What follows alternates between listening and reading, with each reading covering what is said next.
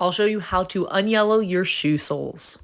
Welcome to my channel. I'm J. Please like and subscribe and enjoy the video. Here's two different options on how to unyellow your shoes. I'm showing you Sole Bright first. I actually made a huge mistake. When I originally did the hydrogen peroxide and baking soda, nobody said to put it in the sunlight, so I didn't, and it did not work. You need to put it in the sunlight. To whiten your shoes, there's actually a ton of different options. People can use the hydrogen peroxide baking soda, which I think is the very cheapest.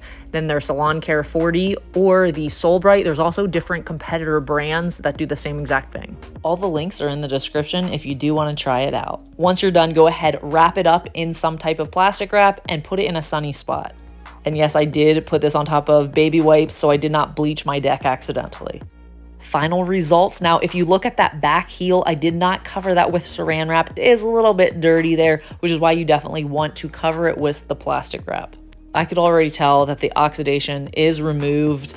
It is like completely perfect. I'm going to go ahead, hose it off, and you guys can see too. It looks like a brand new pair of shoes, and I wore these shoes for a full year. Videos speak for itself. You can go ahead, look at it. You can obviously see it looks 100 times better. Now, if you are a cheapskate like me, use the hydrogen peroxide and baking soda option. Does it work as well? No. Is it crazy cheap? Yes. So the top shoe here, that's Sole Bright that I used to clean it. The bottom shoe is going to be done with baking soda, which you can get at like Walmart for $1 or so. Hydrogen peroxide, I got the 3% one.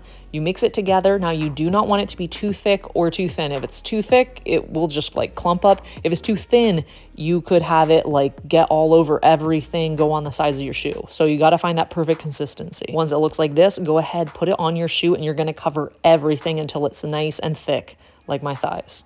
This is what you're going to want it to look like. I think that if you do too thin, you kind of just wasted your time. If you do it too thick, I don't think there's really anything wrong with it. You just could get it all over the place. So be careful. Go ahead, wrap it up, put it in the sunlight. You want to make sure that you are wrapping it up because it will contain its moisture and do its magical effectiveness better. So I left my shoes in the sun for like 4 hours. Some people only say 1 hour or 2 hours. I think it kind of depends on how hot the day is because you don't want any sole separation because the glue gets warmed up and then you're screwed there. Anyways, this is how it looks right now. I'm gonna go ahead and put it underneath some water and you guys can see the difference between the front of the shoe and that back heel.